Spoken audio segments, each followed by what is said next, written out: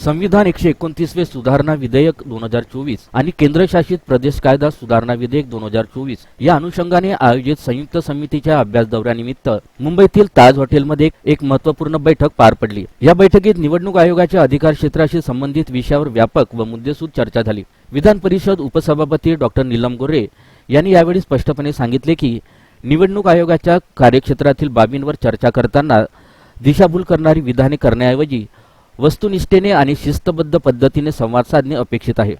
Doctor गोरे म्हणाल्या, लोकसभा व विधानसभेच्या निवडणुका एकत्र घेतल्यास निवडणूक खर्चात बचत होईल आणि आचारसंहितेमुळे थांबणारी विकास कामे सुरळीत पार पडतील। या दृष्टीने समितीमध्ये सकारात्मक चर्चा झाली। महिलांसाठी 50% आरक्षणाच्या पार्श्वभूमीवर आर्थिकदृष्ट्या दुर्बल व सक्षम उमेदवारांना संधी मिळावी यासाठी विधेयकातील प्रस्ताव महत्त्वाचे ठरणार आहेत, असेही त्यांनी सांगितले। समितीचे सदस्य डॉक्टर श्रीकांत शिंदे यांनीही अभ्यासपूर्ण मते मांडल्याचा उल्लेख त्यांनी केला। लोकसभेमध्ये वन नेशन वन इलेक्शन याच्यावरची चर्चा कायद्यावर चाललेली असताना जाऊन निवडणूक आयोगाच्या अधिकारात असलेल्या कक्षेबद्दल बोलणं म्हणजे पूर्णपणाने त्या विधेयकाबद्दल मत न मांडता स्वतःचं राजकारण पुढे आणणं, याच्या पलीकडे काही त्यांनी केलेलं नाही आहे। मुळामध्ये मी आपल्याला सांगू इच्छिते की वन नेशन वन इलेक्शन हा जो कायदा आहे तर तो कायदा प्रपोज करत असताना 82 याच्याबद्दलचं आर्टिकल बदलणं, आणखीन दोन्ही निवडणुका लोकसभा आणि विधानसभेच्या एकत्र घेणं हा एक विषय होता।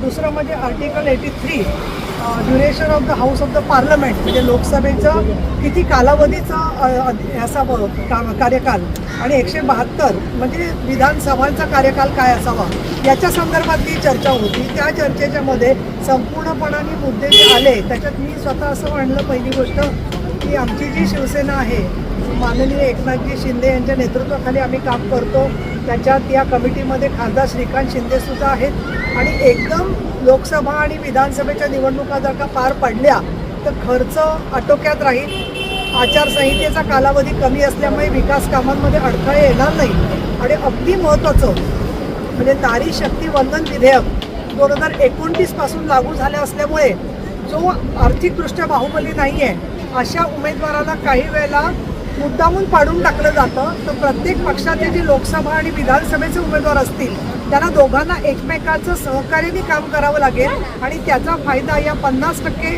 महिला आरक्षित होत आहेत त्यांचा सहभाग अजून चांगला होण्यासाठी म्हणून या कायद्याचा उपयोग होईल। दुसरं म्हणजे एकत्र निवडणुका झाल्यानंतर समजा दुर्दैवाने काही प्रश्न तयार झाले तर त्याच्यासाठी काय तोडगा काढायचा याच्याचवरती चर्चा आता माननीय मुख्यमंत्री आणि उपमुख्यमंत्र्यांशी चाललेली आहे।